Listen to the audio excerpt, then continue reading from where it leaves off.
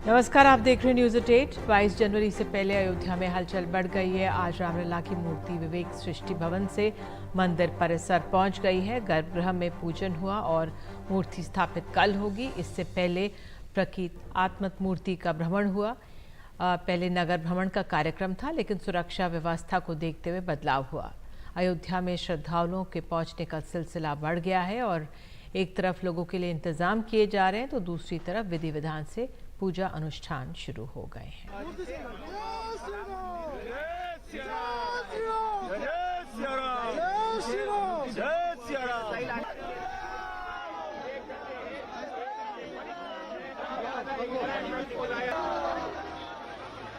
विवेक सृष्टि के भवन से अभी जो रामलला की मूर्ति है वो तकरीबन 8 बजे के आसपास में राम मंदिर के लिए निकल चुकी है। आप देख सकते हैं कि पूरे इस रूट को खाली करवा लिया गया था। भारी सुरक्षा के बंदोबस्त यहाँ पर किए गए। ब्लैक कैट कमांडो से लेकर बख्तरबंद गाड़ियां तक जो है वो इस काफिले में थी। ये वो विवेक सृष्टि का भवन है जहां पर 6 महीना रहकर अरुण योगीराज मैसूर के जो मूर्तिकार हैं उन्होंने रामलला की मूर्ति तैयार की। 51 इंच की ये मूर्ति है।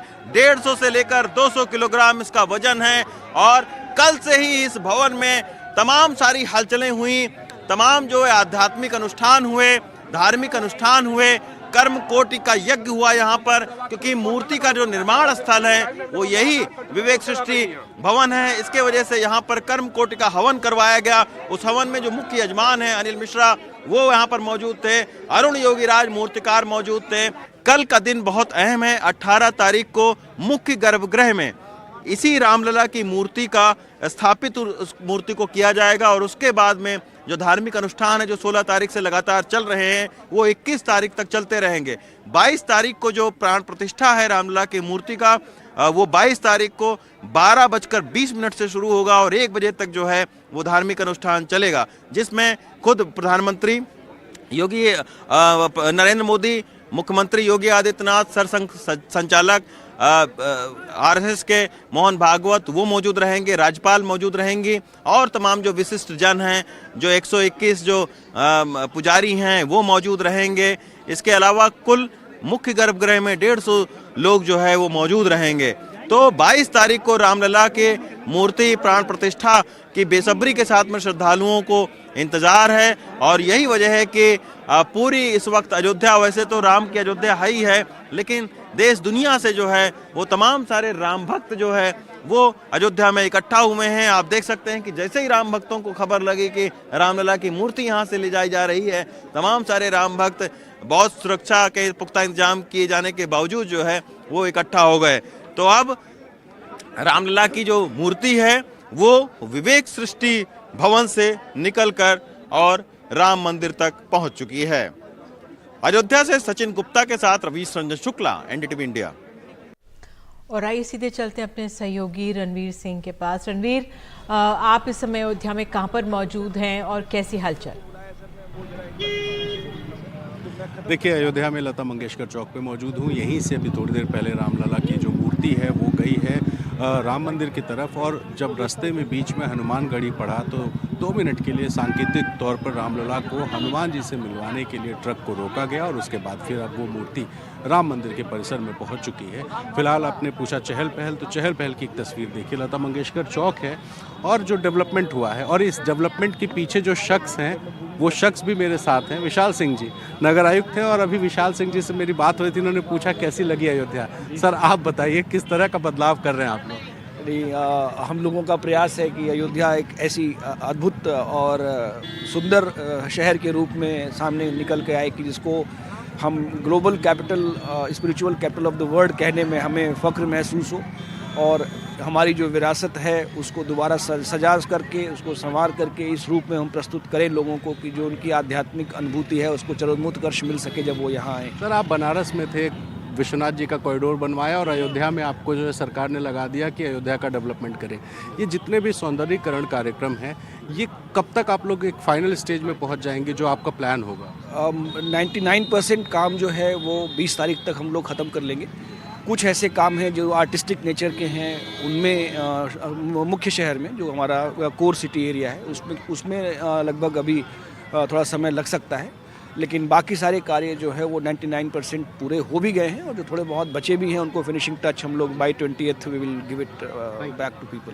तो विशाल सिंह जी है वो शख्स जिन्होंने पिछले कुछ सालों में अयोध्या को विकसित करने में, सुंदर बनाने में एक बड़ी योगदान निभाया है। और यहाँ चहल पहल की जो बात है, हर कोई राममय माहौल में यहाँ दिखाई दे रहा है और दूर दूर से लोग हैं, गुजरात, राजस्थान और तमाम देश भर के राज्यों से लोग इकट्ठे हो गए हैं अयोध्या में उस तारीख के इंतज़ार में, जो तारीख का इंतज़ार 500 सालों से हो रहा था। जी बहुत बहुत धन्यवाद रणवीर इस जानकारी के लिए। आइए आगे बढ़ते हैं।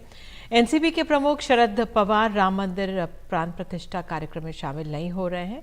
शरद पवार को राम मंदिर प्राण प्रतिष्ठा में शामिल होने का निमंत्रण मिला है, जिसके लिए उन्होंने लिखकर मंदिर ट्रस्ट को आभार भी जताया है। उन्होंने पत्र में ट्रस्ट को लिखा है कि 22 जनवरी के बाद रामलला का दर्शन सहजता से हो पाएगा और पहले से ही उनका अयोध्या जाने का कार्यक्रम तय है। उन्होंने लिखा कि जब तक वो जाएंगे तब तक रामलला का मंदिर का निर्माण भी पूरा हो जाएगा।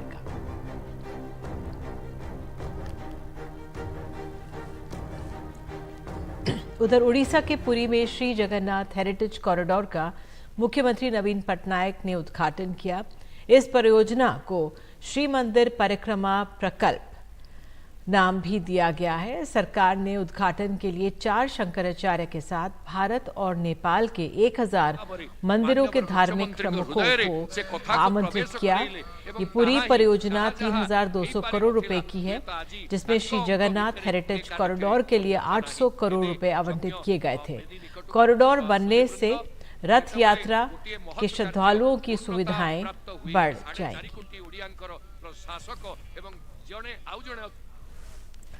कांग्रेस और आम आदमी पार्टी के बीच पंजाब में तनाव कम नहीं हो रहा है। दिल्ली में बेशक नेता साथ बैठकर सीट शेयरिंग पर बात कर रहे हों, लेकिन राज्य के नेताओं के सुर बदले नहीं हैं।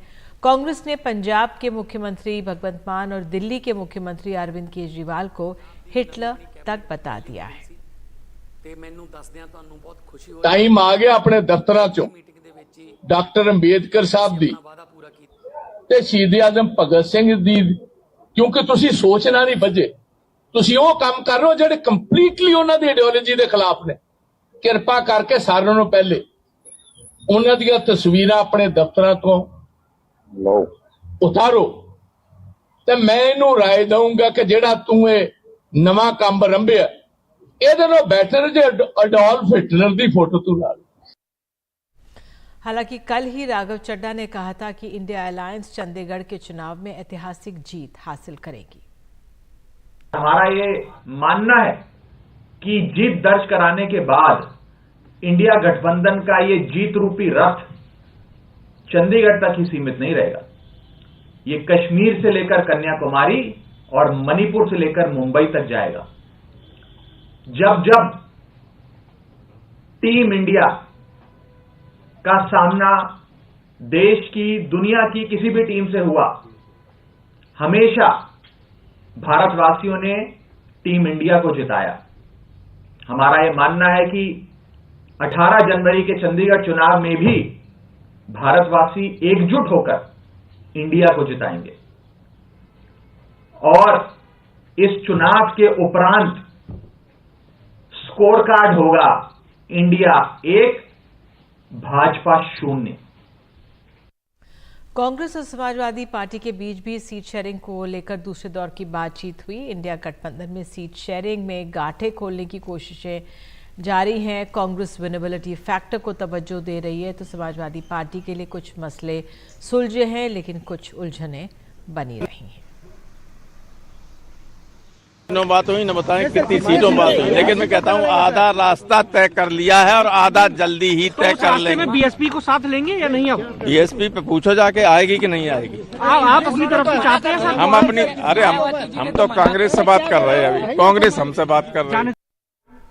हरियाणा के पूर्व मुख्यमंत्री भूपेंद्र सिंह हुड्डा से मनी लॉन्ड्रिंग के मामले में ईडी पूछताछ की है। आज पीएमएलए के प्रावधानों के तहत ये पूछताछ की जा रही है। इस मामले में सीबीआई ने 2004-2007 के दौरान भूमि अधिग्रहण में कथित अनियमितताओं को लेकर केस दर्ज किया है। वहाँ पीएमएलए का मामला सितंबर 2016 में हरियाणा पुलिस की एफआईआर के आधार पर दर्ज किया गया था। जांच एजेंसी के मुताबिक कई किसानों और जमीन मालिकों ने आरोप लगाए। मणिपुर के मोरहे में फिर एक बार हिंसा भड़क गई है। सूत्रों के मुताबिक ताज़ा हिंसा में राज्य पुलिस के एक कमांडो की मौत हो गई है। यहां आज सुबह से ही सुरक्षा बलों और उग्रवादियों के बीच फायरिंग हो रही है। राज्य सरकार के सूत्रों के मुताबिक ताज़ा हमलों में संदिग्ध उग्रवादी भी शामिल हैं। एक वीडियो भी वायरल हो रहा है जिसमें एक हथियारबंद व्यक्ति सुरक्षा बलों के एक ट्रक को आगे बढ़ने नहीं दे रहा है। मोरहे में कर्फ्यू के बावजूद स्थानीय लोग 2 लोगों की गिरफ्तारी के विरोध में धरने पर बैठे हैं। इन दोनों युवकों को एक पुलिस अधिकारी की हत्या के मामले में गिरफ्तार किया गया था।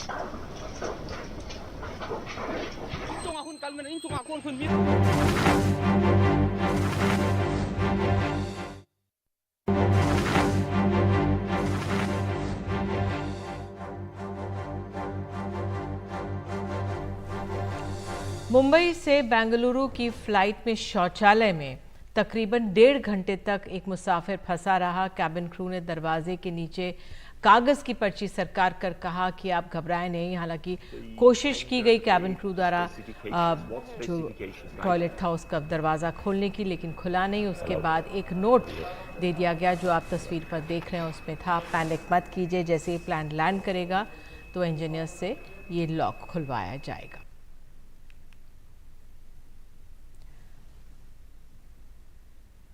कनाडा सरकार अप्रवासियों से जुड़े एक प्रस्ताव पर विचार कर रही है। अगर इस पर अमल होता है तो भारतीय छात्रों, खासकर पंजाब से कनाडा जाने वाले प्रभावित हो सकते हैं।